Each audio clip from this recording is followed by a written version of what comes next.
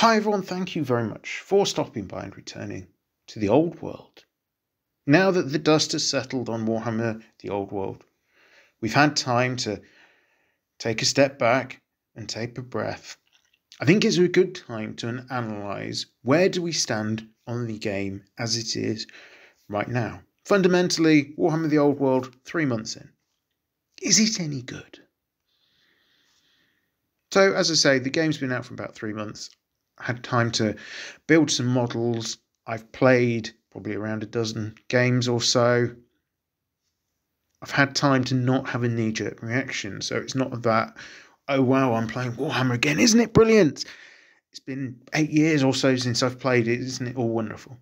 And it's also not the, oh, the release was terrible. I can't get the books I wanted. Everything took weeks to arrive. Woe is me. The dust on all that has settled. And I feel I can take a more balanced view on, is it a good game? And with that, let's look at the game itself. And the big question, I think, here is, am I having fun? And the answer to that is yes. And what's important, I think, within this answer is to say, I'm not winning many games. I've won 2 or 3 games at most. So my enjoyment of the game isn't being driven by the fact that my tactics are working brilliantly on the tabletop and I'm crushing all before me.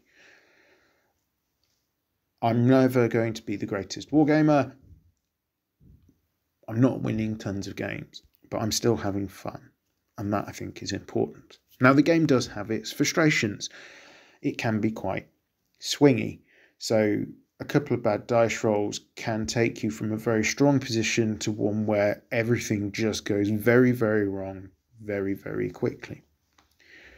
So you either need to mitigate against this, which then adds extra layers of complexity, or just need to accept it happening. Now, I think part of the frustration around this actually comes from playing quite a lot of Warhammer 40,000 in the months, year or so before Warhammer The Old World was released, particularly because of Warhammer 40,000's use of command points. Now, for those of you who aren't aware, command points are a resource which you gather across both yours and your opponent's turns, and you can then use these command points on a number of different stratagems. There's a number of stratagems available to every single faction in the game, and then each faction has a selection of 8 or to a dozen strategies which are unique to that faction. One of the most common ways of using a command point, though, is to make a reroll. Either 2 dice for a particular check, like a charge or a leadership check, or a single dice, so a reroll to hit, a reroll to wound, something along those lines. And it's not something that you need to spend points out of your army list to get as a particular item that gives you. It's just this extra resource you gather throughout the game. And I've had so many moments across the games I've played where my opponent and I have looked at each other and gone, if we just had a reroll here, it would be massive. It would be so useful. But we don't. And then things go wrong, which perhaps shouldn't have done. And this kind of is connected to the fact that for a lot of the combats, we're rolling quite small numbers of dice. And in a dice game where small numbers of dice are involved, that does mean that results can skew away from the average. So if you send a unit of knights into a block of infantry, for example, and you're expecting them to hit an average number of times, wound an average number of times, but you're only rolling 5, 6, 7 dice, you're more likely to skew away from that average point and either do really well or more likely, knowing my luck, really badly than if you're rolling 30 dice, which are then going to skew towards that average result. So the low number of dice can lead to a frustration when something that's really unlikely happens far more than it seems should happen, if that makes sense. But overall, I say I'm enjoying the game. I like the fact there's an emphasis on tactics, on setting up traps, and then how you support different units in different ways, but without that pressure that knowing a small error, particularly in deployment, can effectively mean the game's over before it's even started. It's a slightly slower paced game. You've got time to react and try and fix mistakes. Now, a good player is not going to let you off the hook. If you make a big mistake and taking important unit fuels out of the game for a turn or two, particularly if it's a turn or two when it's going to be at its most devastating. Great cannon, turn 1, turn 2, for example, really when you need them doing work. If they're not firing, your opponent is going to cause you problems. That's absolutely fine, but you've got a chance, I think, with Warhammer The Old World to try and deal with that. Whereas make a mistake in Warhammer 40,000 in your deployment and you've just straight up lost the game. I had a game recently.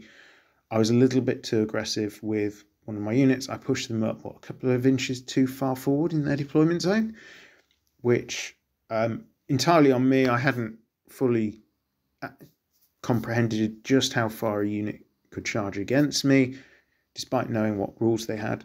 Entirely my fault. A big mistake by me. Turn 1, enemy unit charges that unit, wipes it out, moves into the next unit. I'm on the back foot, and I could never recover from that initial charge. My army just disintegrated. I don't think that really happens in the old world. I think you've got more of a chance to try and recover. And on the game front as well, Warhammer The Old World isn't about spamming the same unit over and over again. You're not going to go, this unit looks good, I'm going to have 6 of them. Because you kind of need that diversity, because different units do different jobs. You need the element of chaff to misdirect enemy charges, to keep your own units alive from incoming missile fire. You need units that can actually do a job and hold the line in combat, and you need ways of dismantling your opponent's army. And that means you've got more of a range of units, and the game just looks more attractive for that, I think, because you've got this diversity. And I think this segues quite nicely into the concept of collecting. Now, it should be said that a lot of the models available from Games Workshop, they're re-releases of old kits. And a lot of these models were made back in the day when green stuff was a thing. Models were made by hand, or at least the originals were made by hand, and not computer generated. And this kind of means that a lot of the models, they're less busy. There's less detail, there's less stuff going on, which means they're a bit easier to paint, and you can get through your collection a bit more easily, whilst delivering to a good enough standard, one that you're happy with. If you look at the more recent models, particularly some of the 40k stuff, when you might have a space marine with all kinds of things hanging off their armor on chains and ropes and stuff, you don't paint all of that and you just paint it the colour of the armor. It all looks a little bit unpleasant, and it stands out that you've missed out detail, where if you've not got the extreme detail, then you don't have that problem. Should be said, though, that I think some of the kits are quite difficult to build. There's been a lot of gnashing of teeth around the old Tomb King models, because they're quite thin bits of plastic, particularly the old kit. So if you're trying to deal with mould lines or something on a relatively thin bit of plastic that's already fiddly enough to put together, there is increased risks, I think, of breakages and stuff, so you've just got to be quite careful. But the new kits also do seem to suffer to a certain extent from the problem of Games Workshop's current kit design. So I saw a review recently of the Bretonnian Knights on Foot. Human size 32mm, 28 heroic size model. The head comes in 3 parts. That's ridiculous. So a head for a human, I think really anything more than 1 part is too much. If you're putting on a crest or something, maybe I can see a second part, not 3. That's just so over-engineered. It's just not reasonable. And of course, that's if you can get the official models. Games Workshop has struggled to keep up with demand, and particularly if you're trying to get hold of stuff on pre-order. That's been really, really problematic. Unless you're willing to dive into the secondary market and pay still sort of scalper prices, if you want official models, they can be difficult to get hold of, and obviously rules are also very difficult to get hold of, particularly if you want hard copy books. And here we go back into the realms of the positive. Warhammer The Old World is a lot more of a generic fantasy game than your Age of Sigmars or your 40k being not a generic sci-fi game. And that means you have choice when it comes to non-Games Workshop offerings. If you're willing to have unofficial models, so if you don't want to go to Warhammer World, you don't want to go to a Warhammer store or Games Workshop event, you've got so much more variety of models that you can use. And I've done a number of videos reviewing a few of the companies giving offerings that could be useful for Warhammer Old World. And if you're willing to, say, buy into a slightly different aesthetic, there is a whole range of things you can do, and there's a whole different styles you can bring to the table. And these models are generally a lot more accessible, and you can get them normally for quite a lot less money as well, which is a bonus. There's also the 3D printing options. So one of the things I think Games Workshop will have to definitely think about over the years ahead as 3D printing becomes more and more prevalent is how it deals with that, because we can now get models 3D printed, either doing them ourselves or by getting a company to print them for us. And there's a lot of small companies that do specialize on this. Within this, I do think, however, we are seeing some contagion of the frustrations around challenges of getting official models, because there are people out there printing models which are very close to the official figures. But because people can't get them from Games Workshop, they're increasingly been turning to these 3D printers, and they've been overwhelmed with orders. Now, you'd think this would be brilliant for a small company, loads of orders coming in. But actually, I think it's turning into a bit of a challenge. A company I've used a couple of times for figures, before release and post-release, has seen its lead times go from a few days to several weeks. And another company I'd ordered some models which were the Highland miniatures, effectively Demigryph Knights, actually couldn't fulfill my order at all, and I ended up getting a refund. And that was because they'd been so swamped with orders. Yes, it's partly on the company on this, I think, because they didn't manage the fact that they were taking lots of orders. They didn't close the books. They just kept taking orders.